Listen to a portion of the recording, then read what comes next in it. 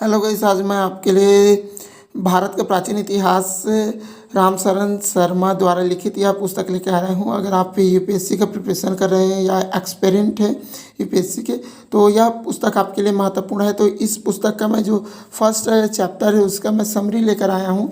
उसमें क्या क्या आप चीज़ इंक्लूडेड है उसको पढ़ सकते हैं। ये सारी चीज़ आपको मैं बताने जा रहा हूँ। अच्छा होगा कि आप वीडियो के लास्ट तक बने रहे, क्योंकि प्रारंभ में थोड़ा अटपटा लगेगा क्योंकि पहले बार आप पढ़ रहे हैं।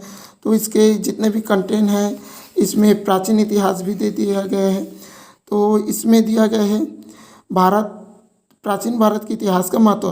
तो अब इतिहास का महत्व क्यों है? भारतीय इतिहास का अध्ययन कई ही कारणों से महत्वपूर्ण है। इसमें हमें जानकारी प्राप्त मिलती है कि भारत की प्राचीनतम संस्कृति विरासत रोगों में कब कहाँ और किस प्रकार हुई। तो इसमें हम डेवलपमेंट को देखेंगे जो हिस्ट्री का है, प्राचीन हिस्ट्री का। तो इसमें एक चीज़ की पॉइंट है, लोगों को दरअसल तब तक सभ्य नहीं माना जा सकता जब तक कि वो लिखने पढ़ने का कौशल ना जाने। तो जब तक उन लोग राइटिंग ना कर पाए, एजुकेशन अच्छा ना हो और पढ़ने ना जाने, तो उनको सभ्य नहीं माना जा सकता। और विभिन्नता में एकता, विभिन्नता तो आर्यों से पहले कौन कौन आए? ग्रीक, इंडो आर्यन, सिल्थियन और हुड टूर का आदि आर्यों के पहले आए। तो यह चीज़ एक देखने लायक टॉपिक से इसमें। उसके बाद अगर हम देखें तो इसमें की पॉइंट क्या देखने को मिलता है, तो इसमें मिलता है आर्यों के पहले की संस्कृति को दक्षिण के द्रविड़ और तमिल संस्कृति से जोड़कर देखा जाता है। तो आर्य से पहले क्या था भारत में? सिंधु घाटी सभ्यता।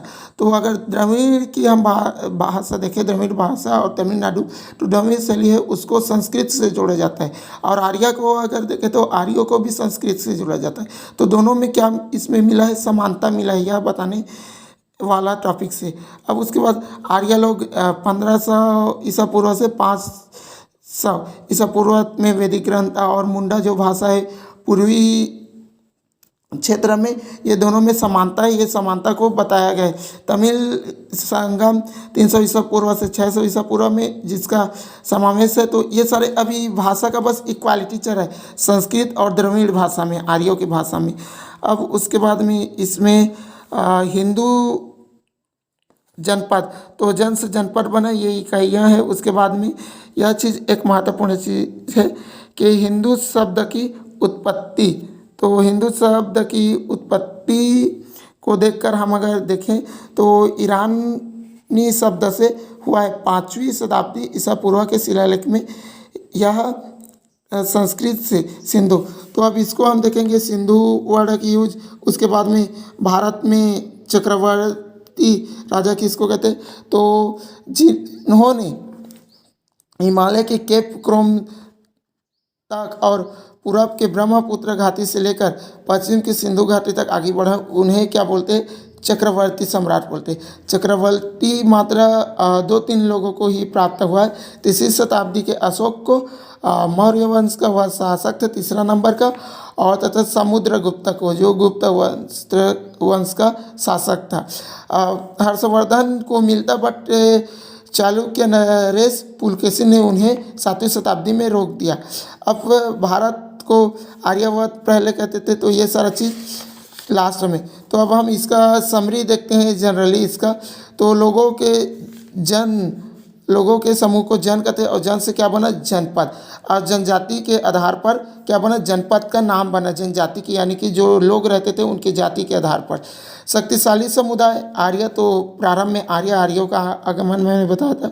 तो आर्य से आर्यवत नाम पड़ा। तो पहले आर्यवत बोलते थे। उसके बाद में भारतवर्ष नाम पड़ा। तो भारतवर्ष का नाम भारत के भूमि से था।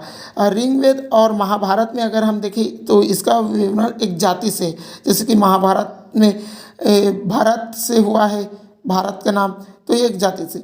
अगर गुप्त काल में हम देखें तो धरती का 9वां हिस्सा इसके अंतर्गत आता है।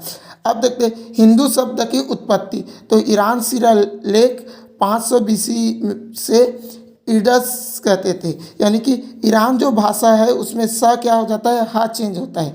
उसी प्रकार यूनान भाषा में स क्या हो जाता है? ई चेंज हो जाता है। तो इसको इंडिया बोले यूनानी लोग पहले, और ईरानी लोग प्रथम इसको ईडस बोले। तो यानी कि सिंधु नदी को ईडस, ईडस यानी कि सिंधु नदी के तट पर बसा हुआ प्रदेश। तो सिंधु, हिंदू उसको बोले, सिंधु से हिंदू बना। और यूनानी लोग इंडिया, तो सा क्या चेंज हो गया यूनान भाषा में, ई चेंज हो गया, तो इंडिया यूज किए उसके लिए। तो अब क्वेश्चन इसमें देता है कि सर्वप्रथम सा किसका यूज किया, तो सा